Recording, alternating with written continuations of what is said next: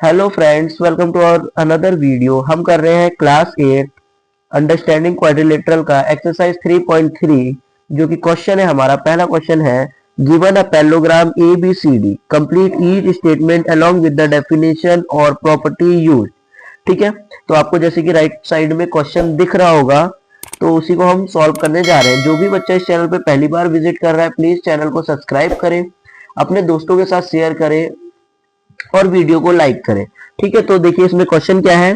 एक पैरेललोग्राम दे रखा है ए बी सी डी, जैसे कि आपको साइड में दिख रहा है। मैं फिर भी एक रफ डायग्राम अगेन बनाता हूं। ठीक है, ऐसा कुछ फिगर है जिसका नेमिंग है ए बी सी डी। बीच में क्या है हमारा, एक डायगोनल इसको बाइसेक्ट कर रहा है, बीच में है हमारा ओ। तो पहला कह रहा है ए डी। अब देखो ए डी, अब जो ए डी होगा वो किसके बराबर होगा? AD जो होगा वो बराबर होगा BC के। जैसे कि पहला पार्ट है AD इज इक्वल टू, तो AD किसके बराबर होगा? BC के ही बराबर होगा। क्यों? Opposite sides of a parallelogram are equal. ठीक है, जो अपोजिट साइड होते हैं पैरेललोग्राम के वो क्या होते हैं? इक्वल होते हैं। अगेन सेकंड पार्ट क्या है? Angle DCB। देखिए DCB यानी ये एंगल किसके बराबर होगा? सेम इस एंगल के, क्योंकि पैरेललोग्राम में अपोजिट एंगल भी बराबर होते हैं।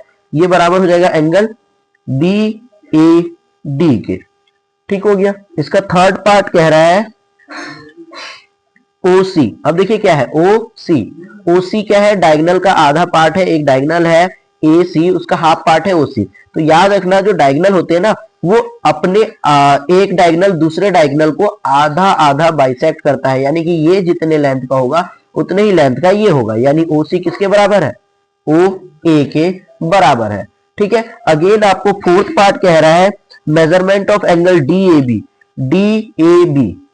Plus measurement of angle CDA, यानी कि जो DAB है और CDA है, देखो measurement of angle DAB plus measurement of angle CDA, ये किसके बराबर होगा? तो देखिए जो ये एंगल और ये एंगल, ये एक दूसरे के क्या है? अल्टरनेट इंटीरियर एंगल, एक दूसरे के बगल के एंगल है। ठीक है, सॉरी अल्टरनेट इंटीरियर कह रहा हूं, एडजेसेंट एंगल। ये एंगल और ये एंगल क्या है? एक दूसरे के एडजेसेंट है, और जो एडजेसेंट एंगल होते हैं उनका सम क्या होता है?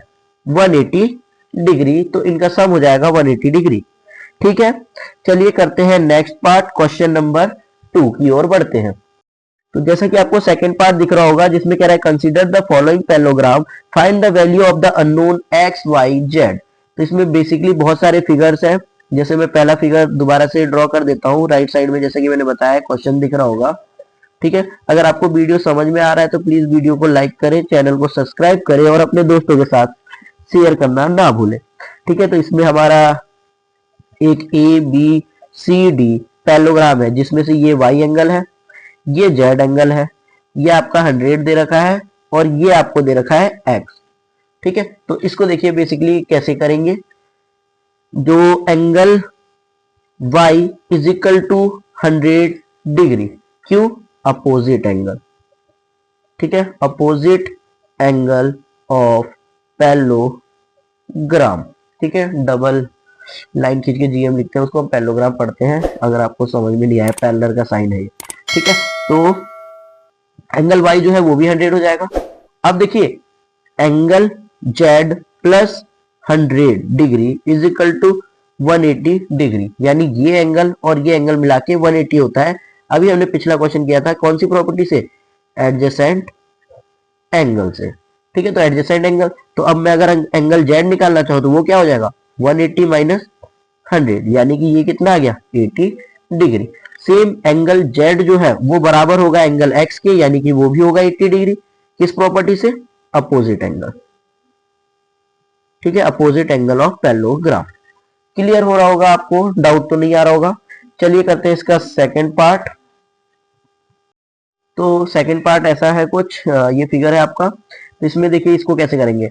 एंगल 50, ये जो 50 डिग्री है, plus angle x is equal to same 180 degree होगा। प्रॉपर्टी कौन सी होगी? Adjacent angle. ठीक है, अगल बगल के एंगल का सम 180 होता है किसी भी पैरेललोग्राम में। तो angle x is equal to क्या आया? 180 माइनस 50, यानी कि 130 डिग्री। ठीक, अब देखिए जो एंगल एक्स है वो बराबर होगा एंगल जेड के, यानी कि ये भी 130 डिग्री होगा। प्रॉपर्टी कौन सी लगेगी? कॉरस्पॉन्डिंग। कौन सी? Corresponding angle. तो देखिए क्या होता है बेसिकली, जैसे कि ये मैंने दो पैरेलल लाइन खींचे, ये और ये, तो इसके जो ये एंगल होता है वो इसके बराबर होता है, इसको कहते हैं कॉरस्पॉन्डिंग एंगल। ठीक है, तो एंगल एक्स जेड के बराबर होगा कॉरस्पॉन्डिंग एंगल से, और same angle x angle y के बराबर भी होगा। Angle x is equal to angle y is equal to, ये भी 130 होगा, और इस पे लिखेंगे अपोजिट एंगल। क्लियर होगा? चलिए करते हैं इसका तीसरा पार्ट। तो देखिए क्वेश्चन नंबर सेकंड का जो थर्ड पार्ट है उसको बेसिकली क्या करना है, देखिए इसमें क्या दे रखा है, एंगल वाई है, ये एंगल एक्स है, ये 30 डिग्री है, ये जेड है, और ये देखिए ये 90 का साइन बन रखा है, यानी कि ये अगर 90 है तो ये भी 90 होगा, और ये भी 90 होगा, और ये भी 90 होगा, यानी कि चारों क्या होंगे?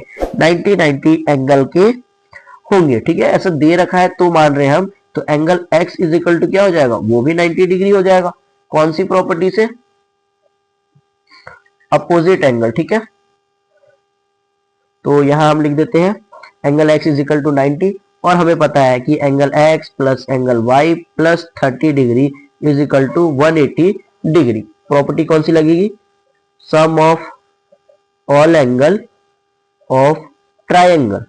क्लियर? अब देखिए यहां क्या होगा, एंगल x की वैल्यू हमें पता है 90, तो 90 degree plus angle y plus 30 degree is equal to 180 degree.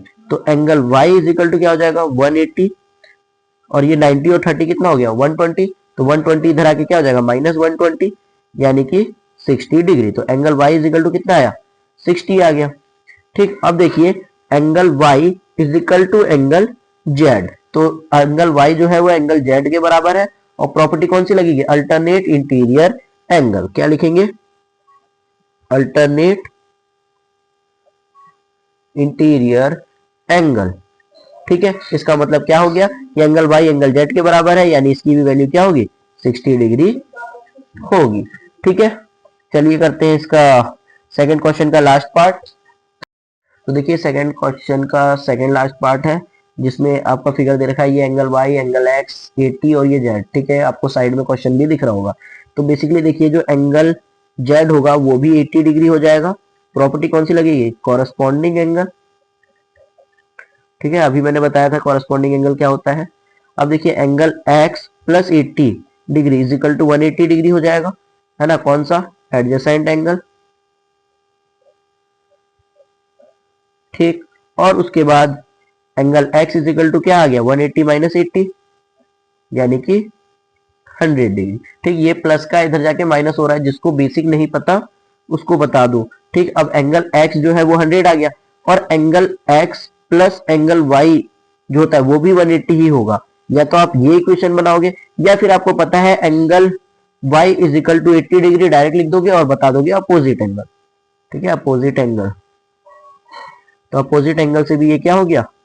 आ गया। और वैसे भी लिखोगे तो ये 100 आया था आपका, 180 में से 100 गया तो फिर ये 80 आ जाता। तो जैसे मर्जी कीजिए, लेकिन आंसर वही आना है। ठीक है, फॉर्मेट सही होना चाहिए। चलिए करते हैं इसका लास्ट पार्ट। तो देखिए ये सेकंड क्वेश्चन के लास्ट पार्ट में क्या है, ये एंगल y है x, ये 40 और ये नीचे z, और ये 112। देखिए angle y is equal to, तो डायरेक्ट पता चल रहा है कि 112 डिग्री होगा, अपोजिट एंगल।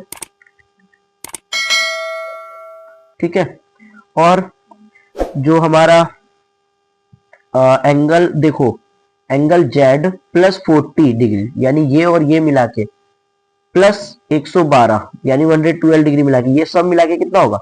180 डिग्री होगा। तो देखो ये 40 और 112 कितना हो गया? 152, है ना? तो angle z plus 152 degree is equal to 180, है ना? तो angle z is equal to कितना आ गया? 180 डिग्री माइनस 152 डिग्री, यानी कि 10 में से 2 गया तो 8, और 9 में से 7 में से 5 गया तो 2, यानी 28 डिग्री आ गया। तो एंगल z जो आया आपका वो कितना आया? 28 डिग्री आ गया। ठीक, अब यहां से देखिए तो जो एंगल z होगा, एंगल z जो होगा वो बराबर होगा एंगल x के। ठीक है, कौन से एंगल से? Alternate interior angle. Alternate interior angle, तो अल्टरनेट इंटीरियर एंगल से हम कह सकते हैं कि एंगल z जो है वो एंगल x के बराबर है, यानी इसकी भी वैल्यू कितनी होगी? 28 डिग्री होगी। ठीक है, तो किसी भी बच्चे को कोई डाउट आया हो तो कमेंट करके मुझसे पूछ लेना कि क्या डाउट आया है। और वीडियो अच्छी लगी तो प्लीज चैनल पे पहली बार है, चैनल को सब्सक्राइब करें। मैं दोबारा से रिमाइंड करा रहा हूँ, और वीडियो को लाइक करें, एक प्यारा सा कमेंट करें। Thank you.